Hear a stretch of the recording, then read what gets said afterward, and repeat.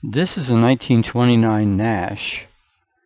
The body is by Seaman, who also made bodies for Nash. Nash made bodies for this car too, but you're going to see a plaque in here that indicates the body was made by Seaman.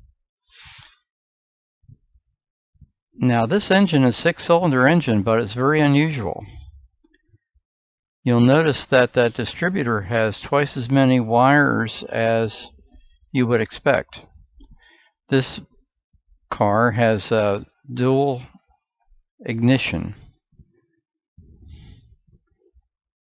And there you see the two coils there on the firewall.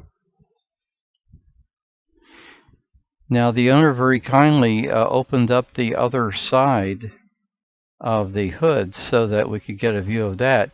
And at that point, at the very end of the video, you're going to see the other 6 spark plugs. One of the gentlemen that was looking at the car with me told me that these dual ignition engines were fairly common, especially among aircraft. The Continental engine that the aircraft used often had that, and they had to use the dual ignition to get extra speed and power when they were taking off, making maneuvers, and then they could cut back when they were cruising. So it's an interesting concept. This car is original, blue and black paint, and notice the wooden artillery wheels. The interior is original, all except for the roof. The owner has replaced the outer section of that. He's made a temporary wooden section underneath. That's going to be upholstered. That's one of the projects that he has. But the upholstery in the car is original upholstery, which gives us another interesting story. Notice the big steering wheel. They've added turn signals. And look at that dashboard. If there was ever an Art Deco dashboard, that's it. It's really beautiful. 1929, right at the collapse of the stock market and the beginning of the Great Depression.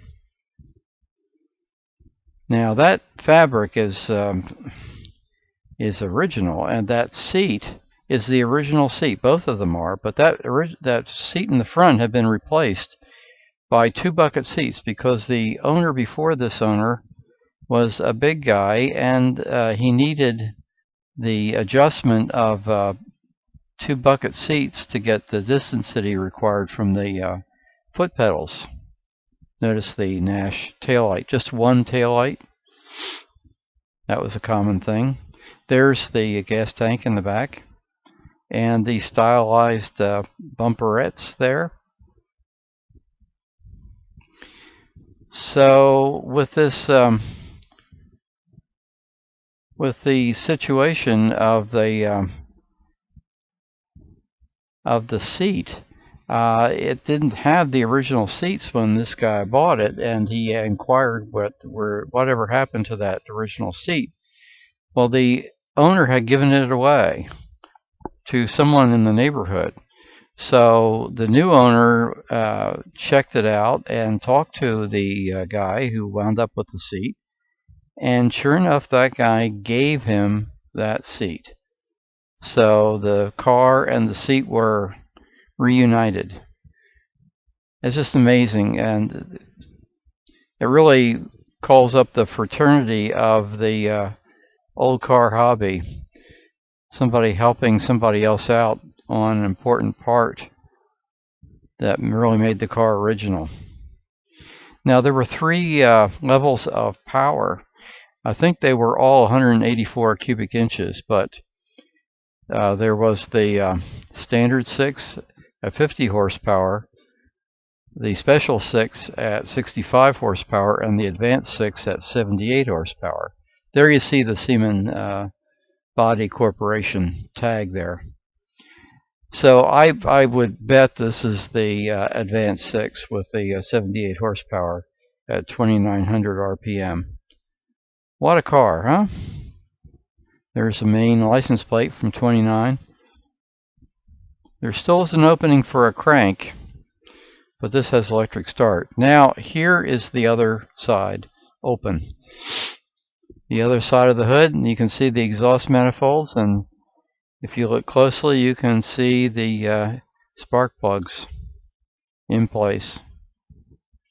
12 spark plugs, 6 cylinders. Has electric start, of course. Just an amazing car, and so original.